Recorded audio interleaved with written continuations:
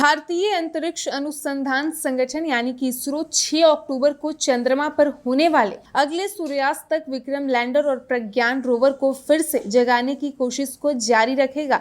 इसरो के वैज्ञानिक ने बीते शनिवार को कहा कि चंद्रमा की सतह पर सूरज के उदय होने के एक दिन बाद चंद्रयान 3 मिशन के बोनस चरण को शुरू करने की महत्वाकांक्षी कोशिशों को तेज कर दिया गया। बहरहाल इसरो के अध्यक्ष एस सोमनाथ ने कहा कि इस बारे में कोई निश्चित वक्त नहीं बताया जा सकता है। इन उपकरणों के साथ संपर्क कब बहाल होगा। सोमनाथ ने कहा कि हम नहीं जानते कि ये कब जगेगा, ये कल हो सकता है या चंद्र दिवस के आखिरी दिन भी हो सकता है, लेकिन हम कोशिश कर रहे हैं। अगर लैंडर और रोवर जाग गए तो ये एक बड़ी उपलब्धि होगी। हिंदुस्तान टाइम्स की एक रिपोर्ट के मुताबिक ऐसी आशंका है कि लैंडर और रोवर एक चंद्र रात पूरे अंधेरे और -200 से -250 डिग्री सेल्सियस तक कम तापमान में बिताने के बाद निष्क्रिय ही रहेंगे।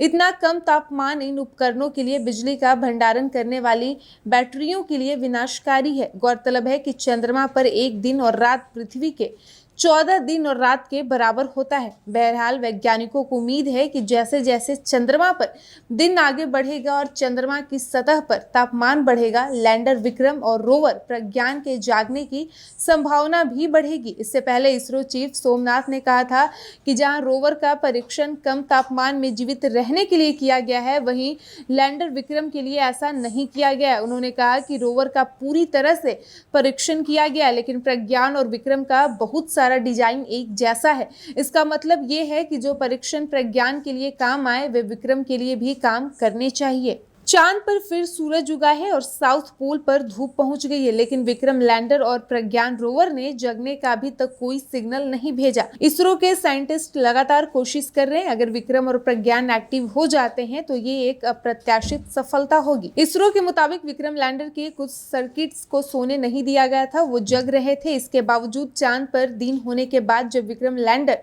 और प्रज्ञान रोवर को जगाने की कोशिश की जा रही है तो उनसे कोई संकेत नहीं मिल पा रहे हैं। वहीं इसरो का आगे कहना है कि अगर लूनर नाइट के दौरान ठंड में लैंडर के इलेक्ट्रॉनिक सिस्टम खराब नहीं होते हैं तो दोबारा से ये जग सकते हैं। हालांकि अब तक वैज्ञानिकों को इसमें सफलता नहीं मिली है। उन्होंने कहा कि अगर एक बार लैंडर और रोवर जग गए तो फिर उन्हें सालों तक इस्तेमाल किया जा सकता है। हर बार लैंडर और रोवर को रात होने से पहले सुलाना और दिन होने के बाद जगाना संभव होगा। वहीं इसरो के एक साइंटिस्ट का कहना है कि लैंडर और रोवर ने कई पदार्थों की जानकारी दी है। दोनों फिर से जगे तो हाइड्रोजन का पता करना संभव होगा। अगर हाइड्रोजन मिलता है तो पानी का चांद पर होना तय माना जाएगा। ऐसा इसलिए क्योंकि हाइड्रोजन पानी के अलावा किसी दूसरे पदार्थ का कंपाउंड नहीं है।